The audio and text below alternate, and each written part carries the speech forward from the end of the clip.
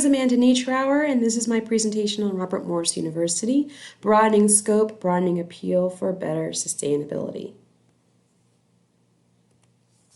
Robert Morris University was founded in 1921. It's named for Robert Morris, the financier of the Revolutionary War. It's located 17 miles from downtown Pittsburgh on 230 acres of green space. It offers 80 undergraduate and graduate degree programs, 39 certificate programs, and the cost of attendance is about $48,000 a year. However, after financial aid and scholarships, the average student pays about $25,000.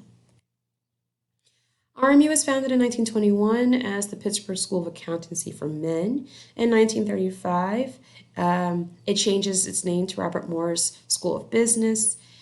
1962, it becomes a junior college and changes to nonprofit status.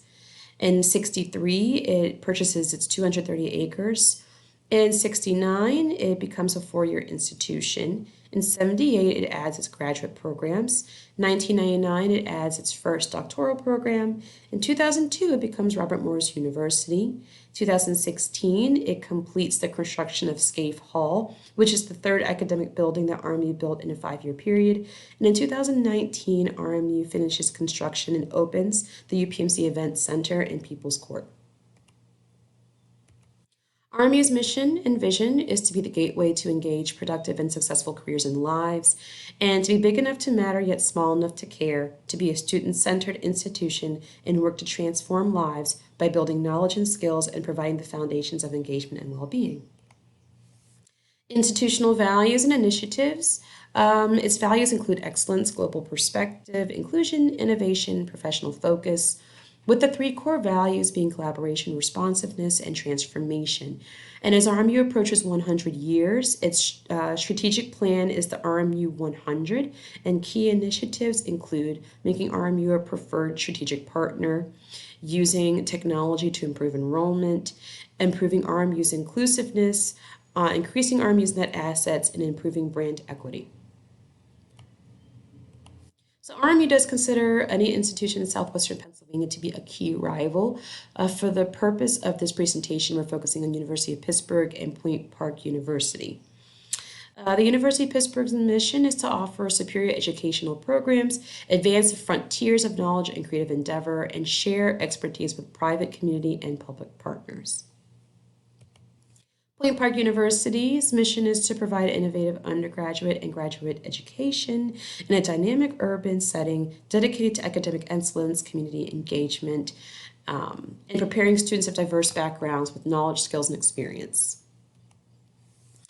And so of the universities, each does mention diversity and inclusion in its mission, vision, and values, but Point Park is the only one that has it built into their mission statement. RMU and Point Park both are focused on student and campus community, and University of Pittsburgh has a much broader and global focus. RMU is a suburban campus and smaller compared to its rivals. It's the only school that emphasizes how its size sets itself apart. RMU's emphasis overall is on self-transformation. University of Pittsburgh emphasizes global impact, and Point Park focuses on civic engagement and community impact. So taking a look at the value chain analysis of RMU. So of the primary activities, RMU is excelling the most in placing graduates in continuing education programs. 95% of RMU graduates find employment or are enrolled in graduate school after completing their undergraduate degree. And the average starting salary is $55,000, about 8% higher than the national average. Of the support activities, RMU has unique professional development centers and programs, such as the Massey Center for Entrepreneurship and Innovation, RMU Center for Veterans and Military Families, the Women's Leadership and Mentorship Program, the Bayer Center for Nonprofit Management, and the Covestro Center for Community Engagement. And these programs really do provide a great opportunity and beneficial interaction for students, faculty, and staff with the broader business and leadership communities. So the driving industry forces that RMU really should consider: the changing face of the traditional student. About 74% of American undergraduate students overall are over 25 and or have children. And about 32% of college students in general have full-time jobs. A lot of Americans are also returning back to the workforce because of the threat of job loss due to automation. The socioeconomic climate is more difficult for Americans overall to afford a college education. A lot more people are looking to attend a community college to first get a 2-year degree and then transfer to the 4-year degree to save money.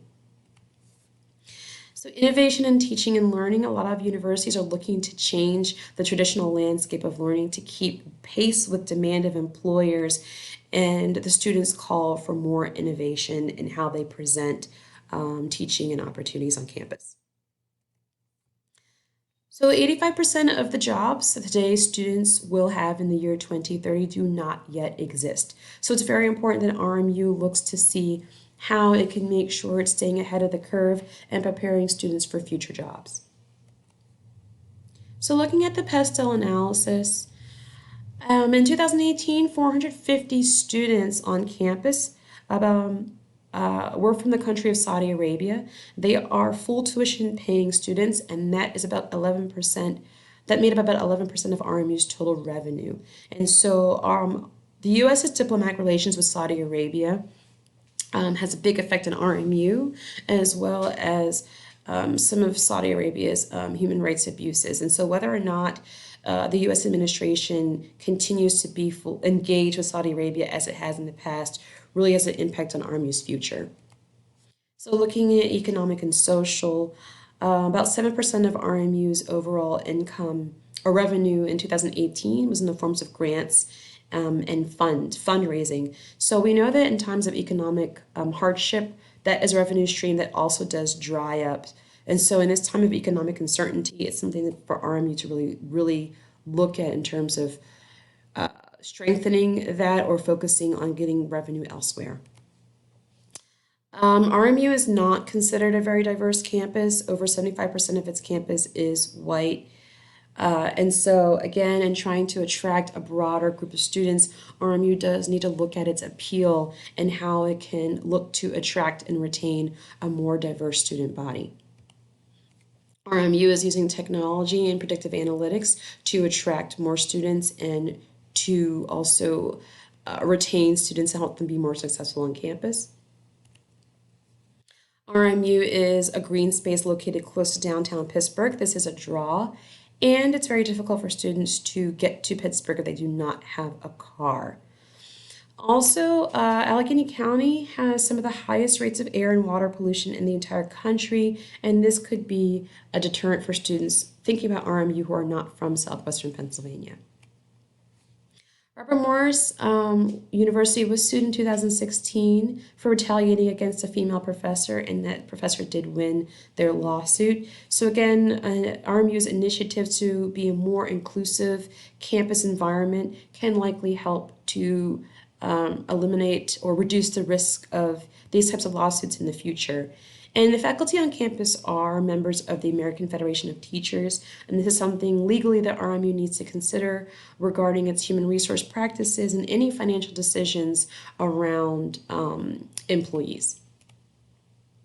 Looking at the 5 forces, so rivalry among competitors is very high, again, because of the overall declining national enrollment and, of course, the 14% drop in enrollment in the state of Pennsylvania.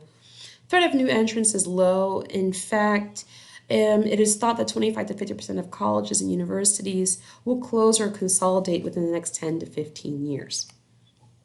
The bargaining power of buyers, that is the students, is very high, again, given that all institutions across the country are looking to compete for the same dollars. Threat of substitute products is medium. Students are looking to go to 2-year institutions to save money. Of course, there are also trade schools which can provide opportunities for students to get a good job right out of school. Then, of course, there's the online classes such as YouTube, Coursera, and edX. Opportunities to get professional certificates online as well, sometimes for free. And then joining the military, of course, is still an option. The bargaining power of suppliers, again, faculty, staff, and vendors are the suppliers, and there are different degrees to the bargaining power of those different groups of suppliers, and so that's why I said it's medium. So looking at the balanced scorecard, the financials, so increasing net assets, again, if RMU is able to broaden its appeal to more students, it can definitely increase net assets. But also it's important for RMU in its recruitment and inclusiveness to look to the faculty and staff that it attracts. And so faculty at RMU is also not very diverse. And that's something for RMU to consider. Regarding brand equity, 80% of high school seniors say a college website shapes their overall perception of the institution. So it's very important for RMU to take a look at its website to make sure that it's not just attractive but user-friendly, but also has representation on the website to show that it really is important for it to be welcoming and attract a diverse group of students and employees.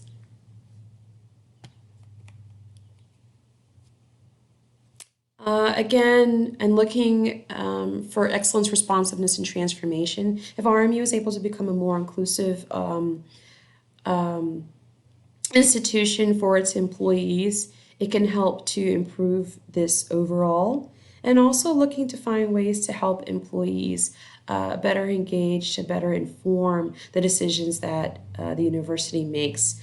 Again, because if faculty and staff are the ones that have the most interaction with the students, their input could really go a long way to helping RMU to improve brand equity, but also the perceived value that students have of their time at Robert Morris University. And so looking at the financial analysis in 2018, revenue streams could really be broken down into 4 areas: tuition and fees, fund development, events and entertainment, and auxiliary revenue sources. And in the auxiliary revenue sources, we do have RMU's growing corporate training program. So there has been a steady, if not at times, slow increase in assets and asset value. Total liabilities were declining until recently, but this could be due to the building of the UPMC Event Center. Net assets grew at a seemingly faster pace than assets overall. And the return on net assets, it's a very important ratio in higher education because it shows how well an institution is handling its investments. And we can see that there was steady growth until a big decline in 2016, which does actually coincide with the rate of rapid growth at RMU when it built 3 academic buildings in just 5 years. And so RMU does need to recover from that.